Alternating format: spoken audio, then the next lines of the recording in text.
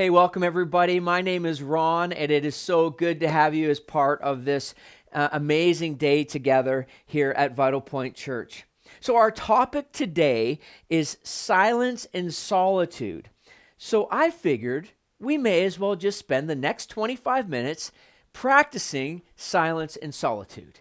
So let's set the timer and go for 25 minutes of silence and solitude. Okay, I'm not going to do that. Some of you are like, is he serious? No, I'm not. I have lots to say as we dive into this topic. To begin, I want to make a statement that I believe is very important for us, and it's this. And I'll follow it up with another statement in a few minutes. One of the biggest enemies of a walk with Jesus is not a hidden sin or even a blatant choice to destroy faith.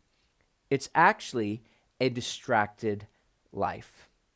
If we were to do a hard look in the mirror, we would notice that we do a lot of things to try to create motion. We try to distract ourselves. We try to create a lot of external noise to cover the internal noise within our hearts and our minds.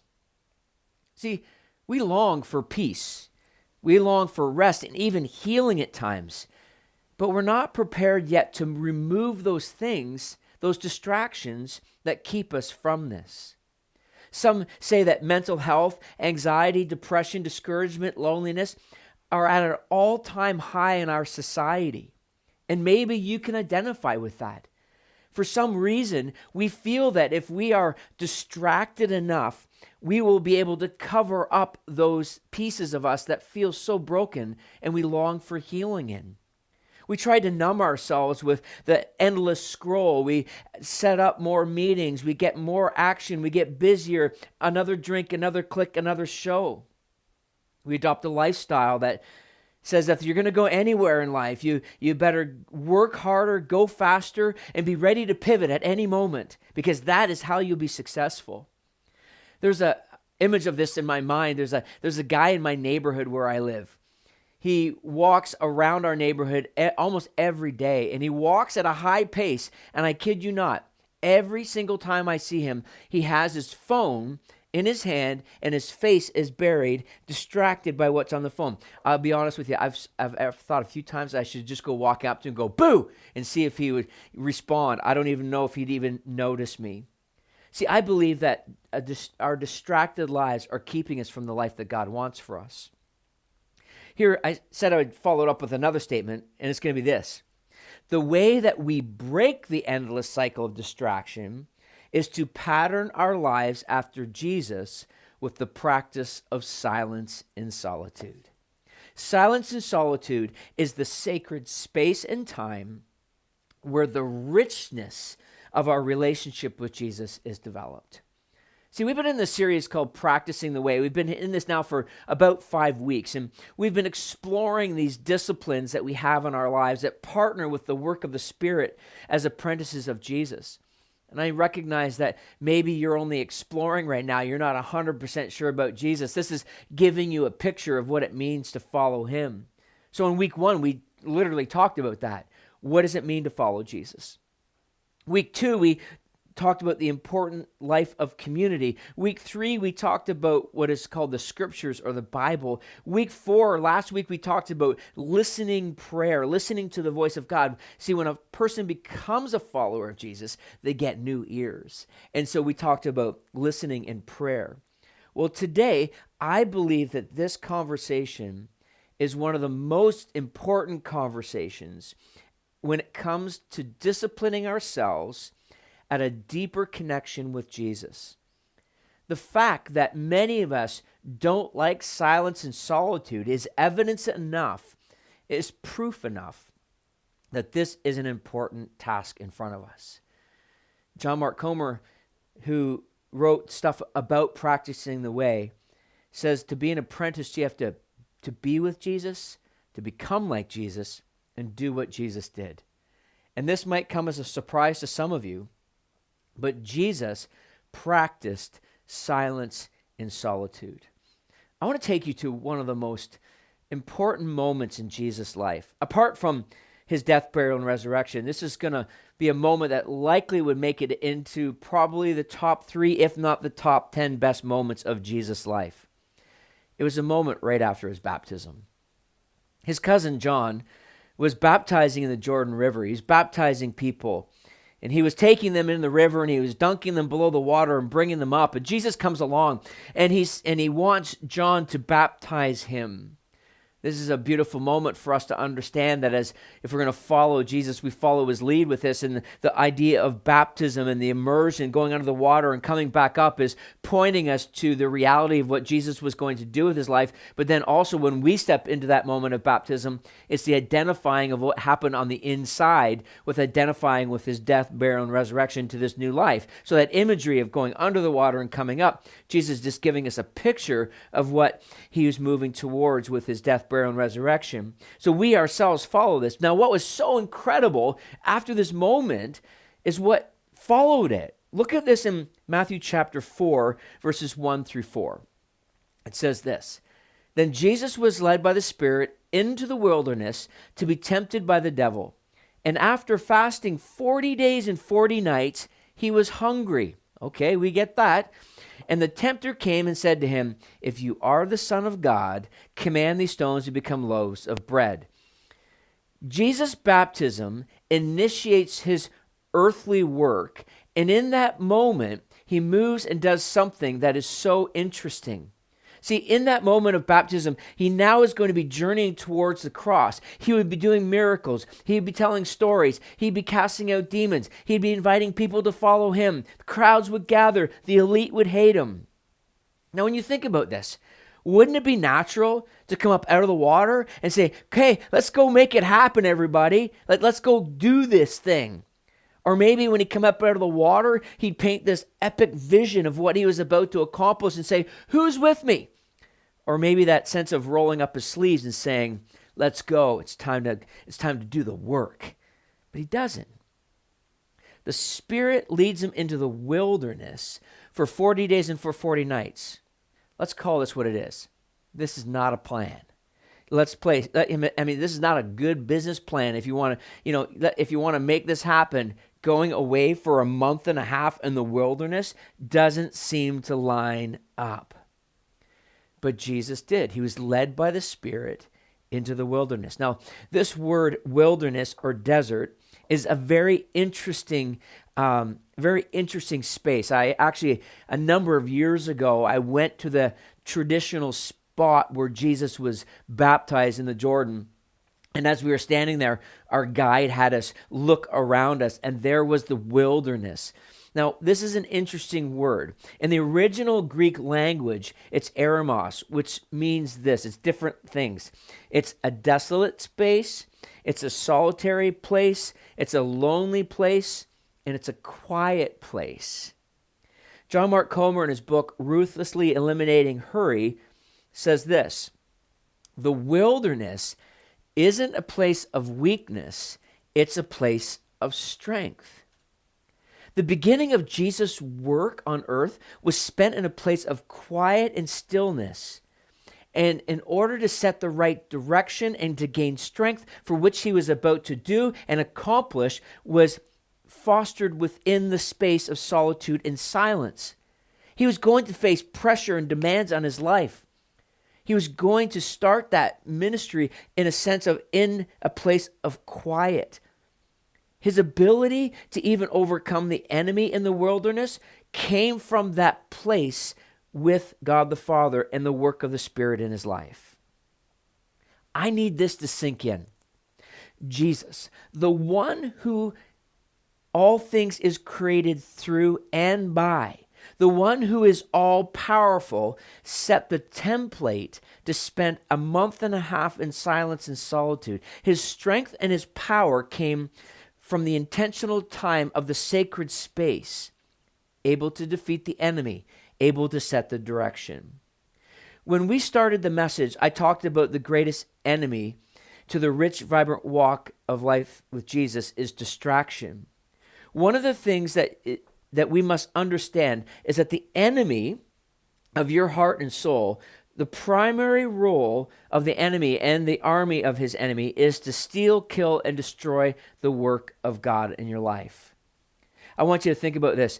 C.S. Lewis, in his book, Screw Tape Letters, has the demons railing against silence as a danger to their cause. Matter of fact, the senior demon, Screwtape, calls the devil's realm the kingdom of noise. Jesus faced this in the wilderness. The enemy was trying to distract Jesus, to tempt Jesus, to keep him from the solitude, because he knew what Jesus was about to do and the mission that he was about to embark on in revealing the kingdom of God. You know, there are many strongholds in our lives. Strongholds, these external and internal things, they set themselves up within us, and they develop walls that keep us barricaded in. Things like anxiety and depression and worry and discouragement, even our insecurities and our shame, they become strongholds that keep us from moving forward. And we try to do things to break free, don't we? I mean, we go to a therapist to try to break those walls down, and which is an important step for many of us. We'll fill our lives with things. We'll go for the next hit. We'll try to find the solution to break down these walls. But often what happens in the strongholds in our lives is we're left exhausted and empty, wondering if we'll ever find peace, if we'll ever have healing in our lives, and because we feel so fractured and broken. Silence and solitude are the practices that partner with the Spirit of God to break down the strongholds in our lives, creating a deeper part of our faith.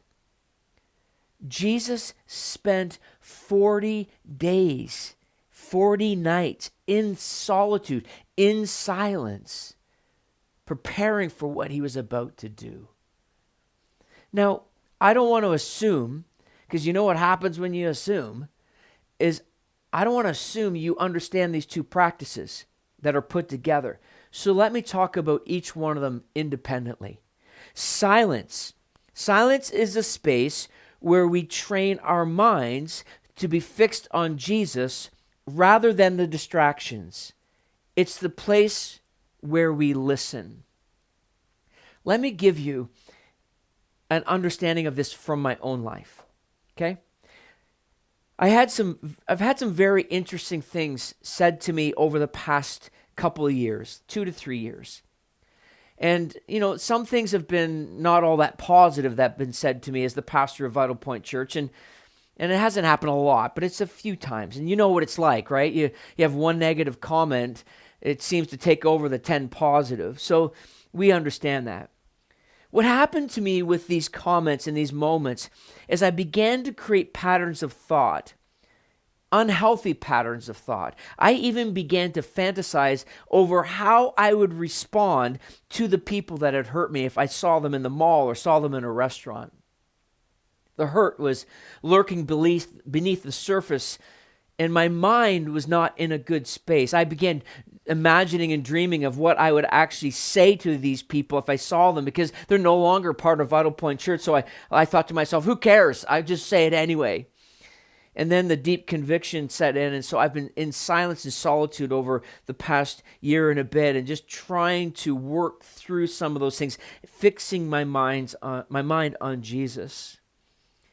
I recently bumped into someone that I've had some of these thoughts about, and I was able to genuinely stick my hand out and say, it is so good to see you.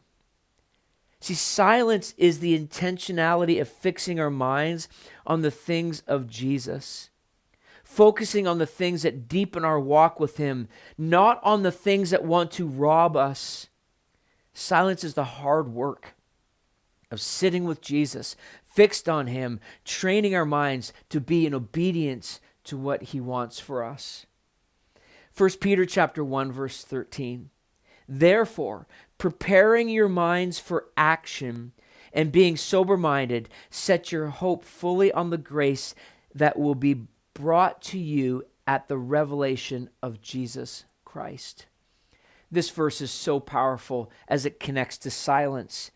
Preparing our minds for action, comes from a place of silence with Jesus. And the original language, this is called girding up the loins of your mind.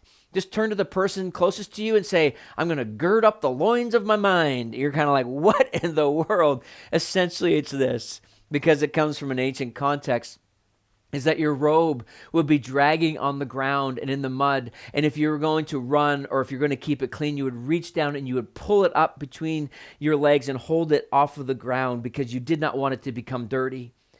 Peter says, gird up the loins of your mind, protect your mind, prepare your mind. And what does he say? Set it on the hope that of the grace at the revelation of Jesus Christ. See, what does a negative thought or comment do? It creates a rut in our brains. The rut flows and it dictates our lives. You're not good enough. You'll never amount to anything. What will happen if people find out who you really are? What will they think about if they know what you've done in the past?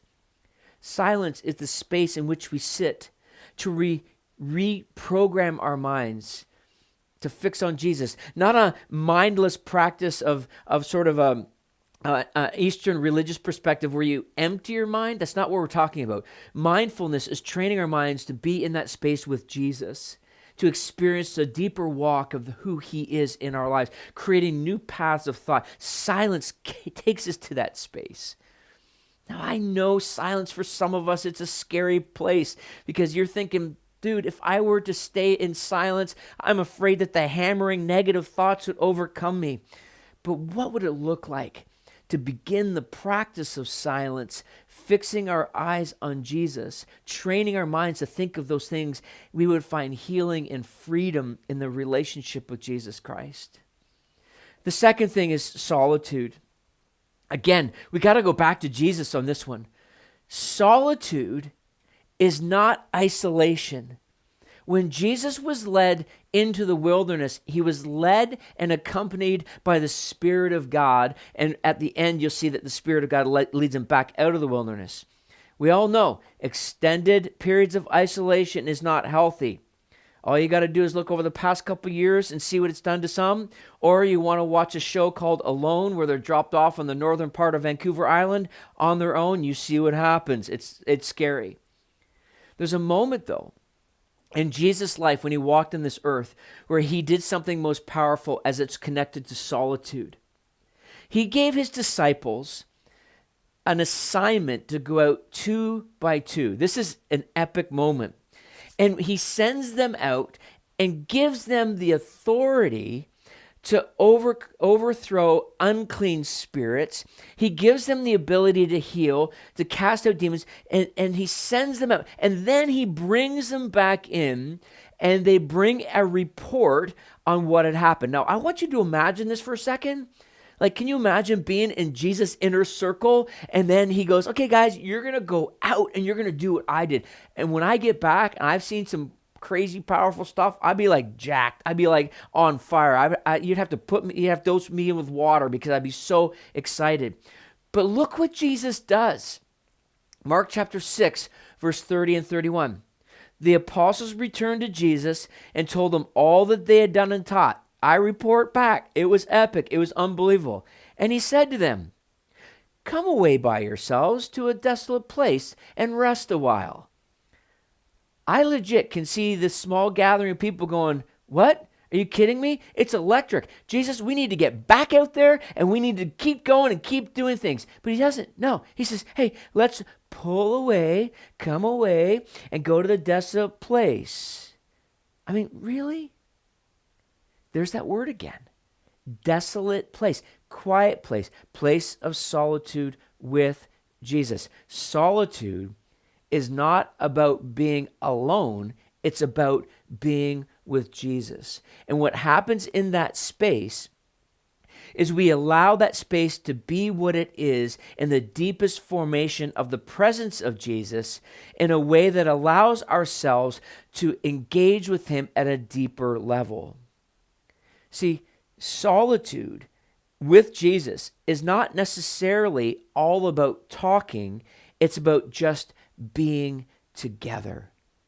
My wife and I, when we travel, We when we travel distances, we go away on vacation, we drive. We have the comfortable space now to be in solitude with each other. We don't need to be talking all the time. That's the comfort of the relationship with Jesus in solitude. See, there's a thing that I've been thinking a little bit about as it relates to faith, and it's kind of this solitude silence thing, and the solitude side of it, I should say. There are many of us that actually have a frantic faith. A frantic faith. And let me explain that because I came up with this myself, so if it doesn't work, you can blame me. Frantic faith is a pace of life where we feel like we need to impress God with our religious activities. Look at me, God. I'm going to church. Look at me, God. I'm reading my Bible. Look at me, God. I am actually in a connect group. Look at me, God. I serve when it fits my schedule. We jump up and down. You'll catch that later, some of you. We jump up and down, waving our arms, thinking we're impressing him. Well, all the time, he just wants to be with us in solitude. There's a verse, Psalm 46, verse 10. It says, "Be still and know that I am God." Essentially, what that verse means is, stop waving your arms. You don't need to wave your arms. You just need to put your arms down in the frantic pace of faith and allow yourself to be in that moment. Came across this great quote with solitude. Henry Nouwen says this: "Without solitude, it is virtually impossible to live a spiritual life. We do not take the spiritual life seriously if we do not set aside time to be with God and to listen to him." I mean, how powerful is that when you think about it?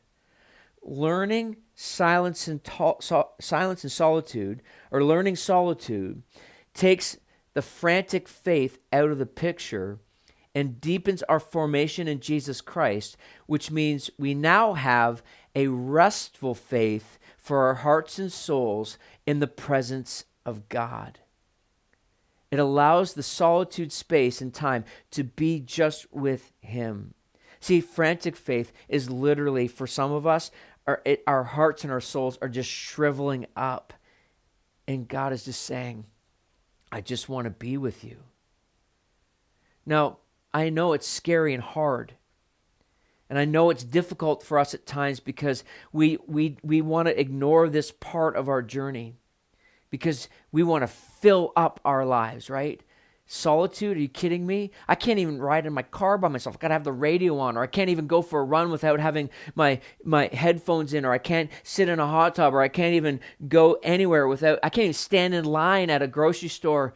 Well, that's not me, but anyway, without looking at my phone because I want to fill it up. I got to listen. I got to fill it up.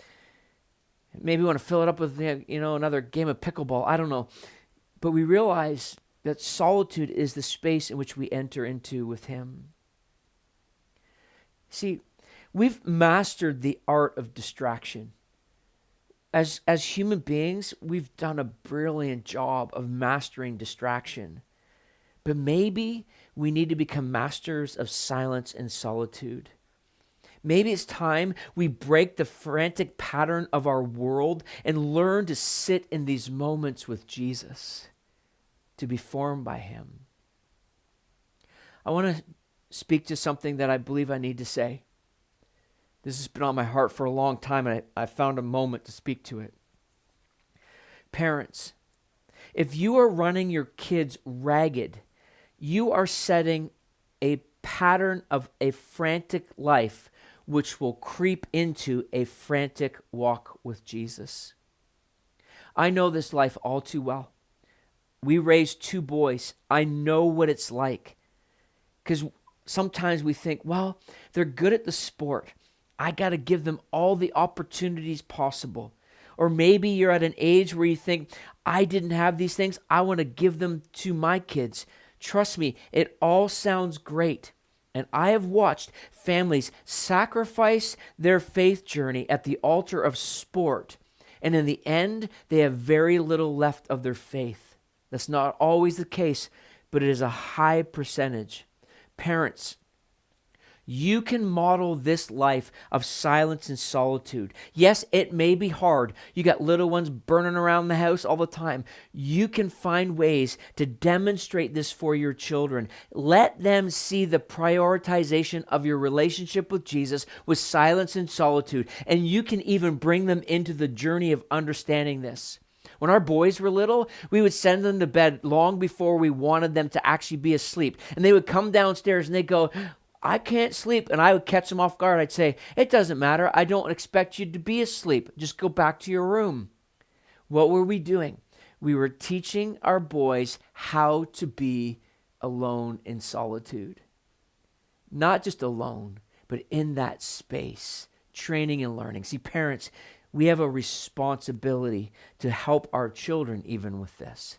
If you're run ragged, step back, examine it and say, is this helpful for my kids?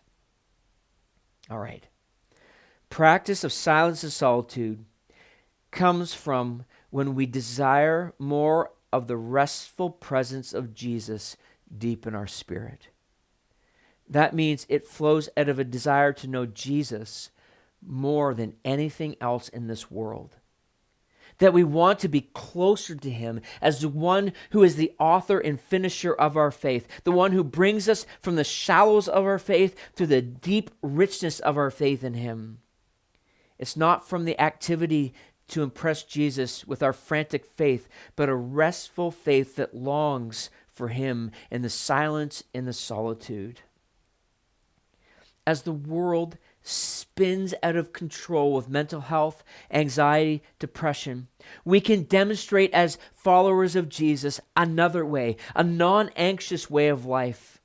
But it will only come as we pattern our life after Jesus with silence and solitude.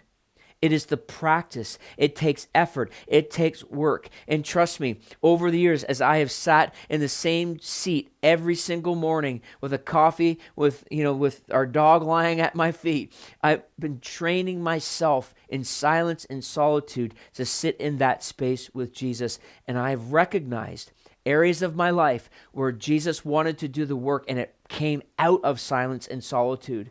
I recognize that it is a very difficult thing to do, but I have to tell you, if we are longing for peace and rest and healing and a contentment, it will only come from a desire to be closer to Jesus than anything else in this world.